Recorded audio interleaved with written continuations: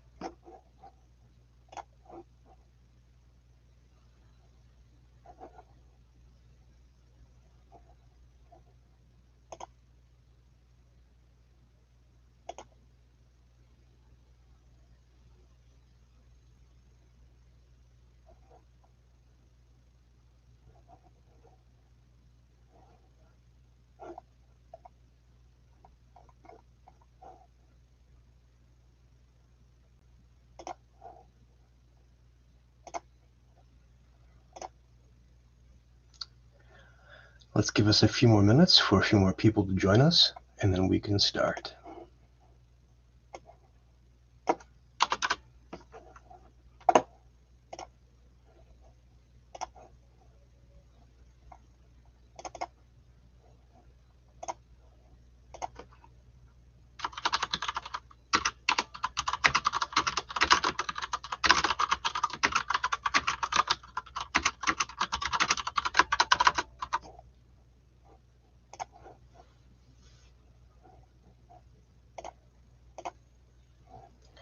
And we'll see who can join us. But to begin with, now that we have this all shared, now that I've lit the fires so that people can pay attention to this on LinkedIn, on Twitter, on Facebook, we'll begin with a classic of Edgar Allan Poe. This is one of those stories that people love for all kinds of reasons. It's a wonderful story of vengeance. It's a wonderful story of horror. It's a great story with mixing humor and extreme cruelty. And it's one that has had a lot of influence. It has a lot of jokes, including some in-jokes. One of them is that the title doesn't really work. I'll explain that afterwards. But let's begin with Edgar Allan Poe's story, The Cask of Montiado.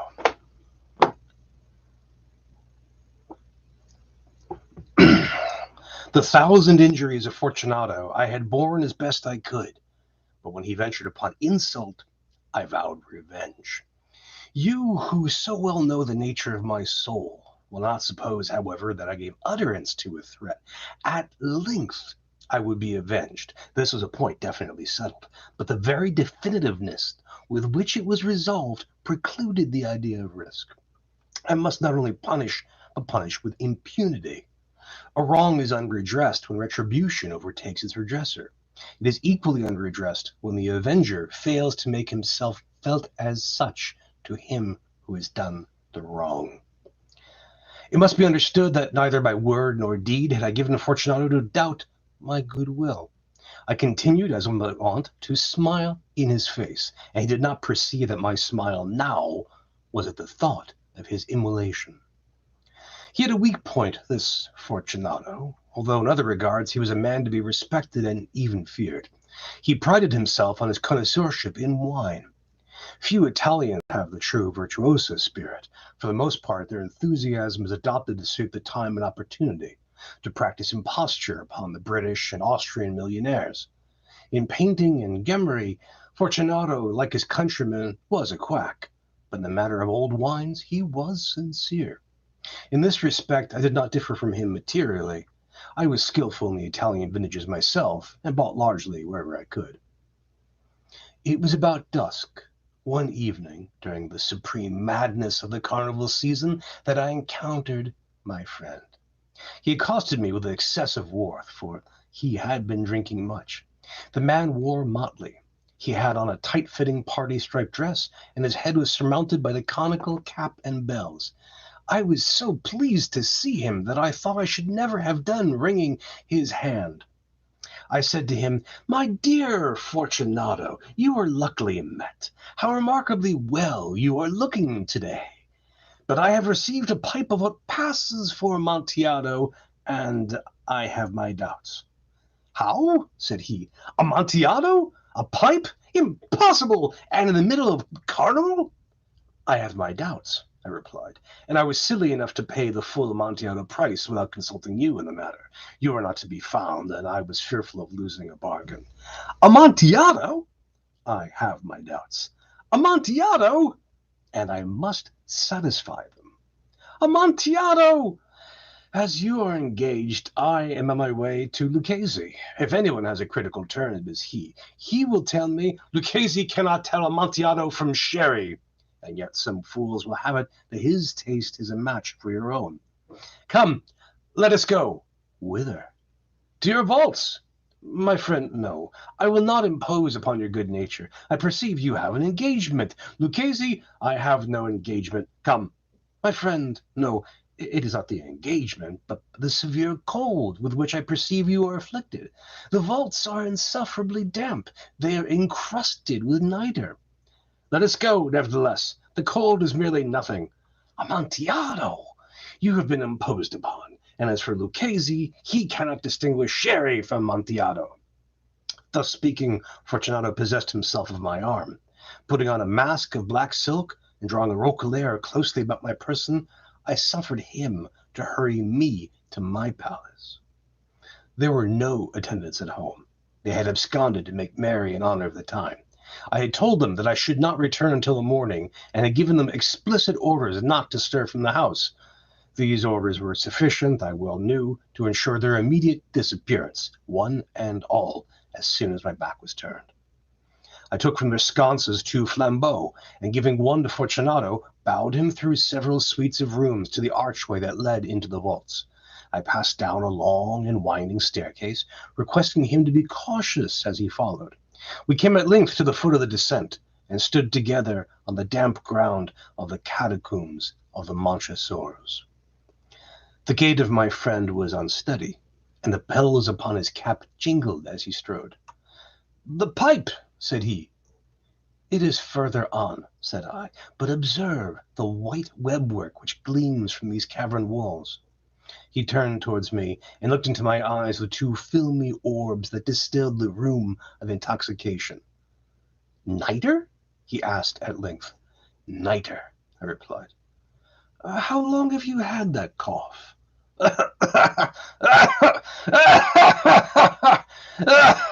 My poor friend found it impossible to reply for many minutes. "It is nothing," he said at last. "Come," I said with decision, "we will go back. Your health is precious. You are rich, respected, admired, beloved. You are happy, as once I was.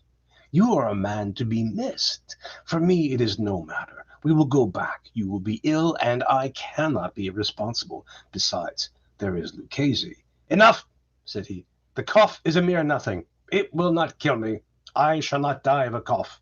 "True, true," I replied. And indeed, I have no intention of alarming you unnecessarily, but you should use all proper caution. A draught of this Medoc will defend us from the damps. Here I knocked off the neck of a bottle which I drew from a long row of its fellows that lay upon the mould. Drink, I said, presenting him the wine. He raised it to his lips with a leer.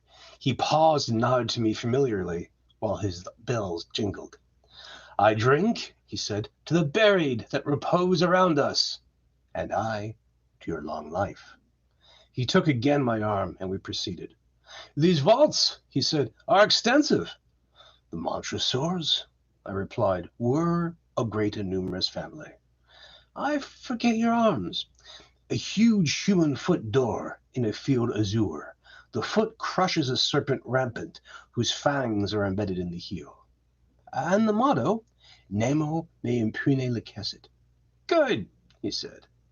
The wine sparkled in his eyes, and the bells jingled. My own fancy grew warm with the Medoc. We had passed through walls of piled bones, with casks and puncheons intermingling, and the inmost recesses of the catacombs. I paused again, and this time I made bold to seize Fortunato by an arm above the elbow. The nitre, I said, see, it increases. It hangs like moss upon the vaults. We are below the river's bed. The drops of moisture trickle among the bones. Come, we will go back ere it is too late. Your cough, it is nothing, he said. Let us go on. But first, another draught of the Medoc. I broke and reached him a flagon of de Grave. He emptied it at a breath. His eyes flashed with a fierce light. He laughed and threw the bottle upwards with a gesticulation I did not understand. I looked at him in surprise. He repeated the movement, a grotesque one. You do not comprehend, he said. Not I replied. Then you are not of the Brotherhood. How? You are not of the Masons. Yes, yes, I said. Yes, yes. You? Impossible? A Mason? A Mason, I replied. A sign, he said. It is this, I answered, producing a trowel from beneath the folds of my roquelaire. You jest, he exclaimed, recoiling a few paces. But let us proceed to the Montiado. Be it so, I said, replacing the tool beneath the cloak and again offering him my arm. He leaned upon it heavily. We continued our route in search of the Amontillado. We passed through a range of low arches, descended, passed on, and descending again, arrived in a deep crypt, in which the foulness of the air caused our flambeaux rather to glow than flame. At the most remote end of the crypt there appeared another less spacious. Its walls had been lined with human remains, piled to the vault overhead in the fashion of the great catacombs of Paris. 3 sides of this interior crypt were still ornamented in this manner. From the fourth, the bones had been thrown down and lay promiscuously upon the earth, forming at one point a mound of some size. Within the wall, thus exposed by the displacing of the bones, we perceived a still interior recess, in depth about 4 feet, in width 3, in height 6 or 7.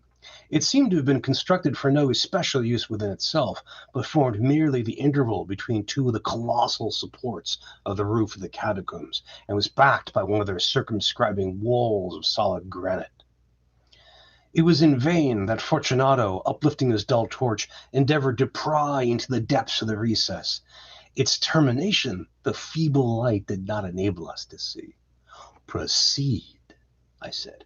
Herein is the Amontillado. As for Lucchese, he is an ignoramus, interrupted my friend as he stepped unsteadily forward, while I filed immediately at his heels. In an instant he had reached the extremity of the niche, and finding his progress arrested by the rock, stood stupidly bewildered. A moment more, and I had fettered him to the granite. In its surface were 2 iron staples, distant from each other about 2 feet horizontally. From one of these depended a short chain, from the other a padlock. Throwing the links about his waist, it was but the work of a few seconds to secure it. He was too much astounded to resist. Withdrawing the key, I stepped back from the recess. Pass your hand, I said, over the wall. You cannot help feeling the nitre. Indeed, it is very damp. Once more, let me implore you to return. No? Then I will positively leave you. But I must first render you all the little attentions in my power. The The Amontillado! Ejaculated my friend, not yet fully recovered from his astonishment. True, I replied, the Amontillado. As I said these words, I busied myself among the pile of bones of which I before had spoken. Throwing them aside, I soon uncovered a quantity of building stone and mortar. With these materials and with the aid of my trowel, I began vigorously to wall up the entrance of the niche. I had scarcely laid the first tier of my masonry when I discovered that the intoxication of Fortunato had in a great measure worn off. The earliest indication I had of this was a low moaning cry from the depth of the recess. It was not the cry of a drunken man. There was then a long and obstinate silence. I laid the second tier, and the third, and the fourth, and then I heard the furious vibrations of the chain. The noise lasted for several minutes, during which, that I might hearken to it with more satisfaction, I ceased my labors and sat down upon the bones. When at last the clanking subsided, I resumed the trowel and finished without interruption the fifth, the sixth, and the seventh tier. The wall was now nearly upon a level with my breast. I again paused, and holding the flambeau over the masonwork, threw a few feeble rays upon the figure within. A succession of loud and shrill screams, bursting suddenly from the throat of the chained form, seemed to thrust me violently back. For a brief moment, I hesitated. I trembled. Unsheathing my rapier, I began to grope with it about the recess, but the thought of an instant reassured me. I placed my hand upon the solid fabric of the catacombs and felt satisfied. I reapproached the wall.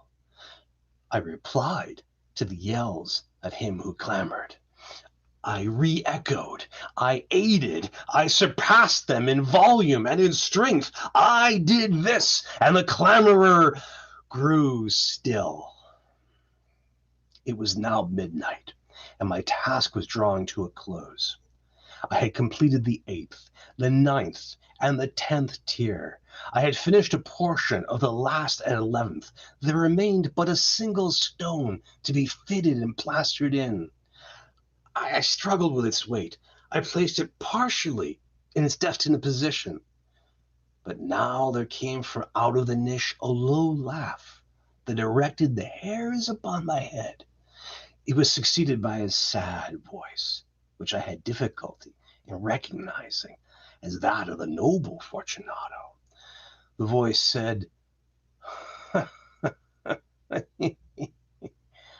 "A very good joke indeed.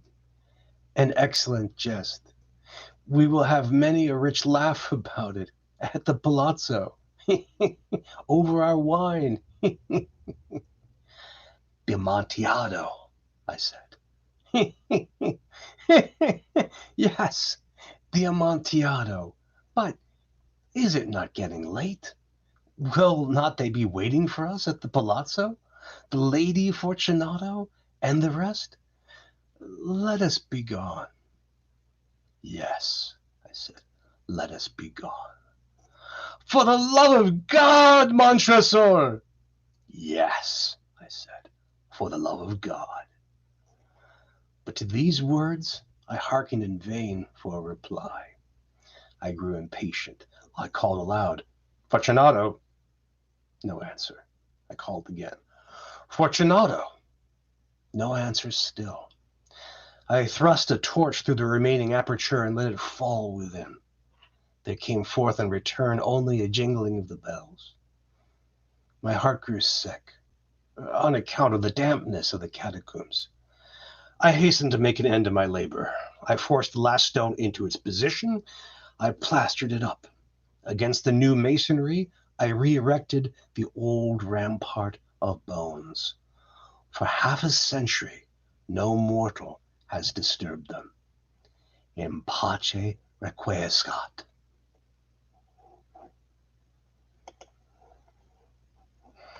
Now, there is so much to like about this story. There is the way that Poe draws you in right away into the position of a murderer. He doesn't beat around the bush. He puts you in the position where the protagonist is committing an atrocity, a terrible crime. So that is interesting by itself. especially in the 18th century when Poe was writing. There's also the fact that the story is funny. There are all kinds of terrible puns and games with language.